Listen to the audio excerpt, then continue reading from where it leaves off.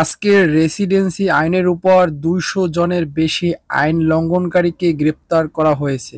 এর মধ্যে ৬০ জন ভিসা লঙ্ঘনকারী এবং ১৪০ জন পলাতক লঙ্ঘনকারী হিসেবে গ্রেপ্তার করা হয়েছে। কুয়েত মুর্দা জালিয়াতির দায়ে কুয়েতিকে ৪ বছরের কারাদণ্ড। আসসালামু আলাইকুম সুপ্রিয় দর্শক, কেমন আছেন সবাই? আশা করি সবাই অনেক ভালো আছেন। যে যেখান থেকে ভিডিওটি দেখতেছেন সবাইকে শুভেচ্ছা জানাচ্ছি। আজকের ভিডিও থেকে জানিয়ে দেব আজকে কুয়েতের সর্বশেষ খবর। আজকে কুয়েত, মাতলা, জালিব, আল শুয়েখ, হাসাউই, ফাহিল এবং মাহাবুল্লাহ এলাকাগুলিতে অভিযান চালানো হয়। অভিযানে ২০০ জনের বেশি আইন লঙ্ঘনকারীকে গ্রেপ্তার করা হয়েছে। এর মধ্যে ৬০ জন ভিসা লঙ্ঘনকারী এবং ১৪০ জন পলাতক ব্যক্তি এবং ১৮ জন শনাক্তকরণ নথি ছাড়াই গ্রেপ্তার করা হয়েছে। আটক সকলের বিরুদ্ধে আইনানুগ ব্যবস্থা গ্রহণ করা হয়েছে। কুয়েতের একজন নাগরিক জাল নোট বানানোর অপরাধে ৪ বছরের কারাদণ্ড দিয়েছে। আপিল আদালত জানিয়েছে, ডেলিভারি সার্ভিস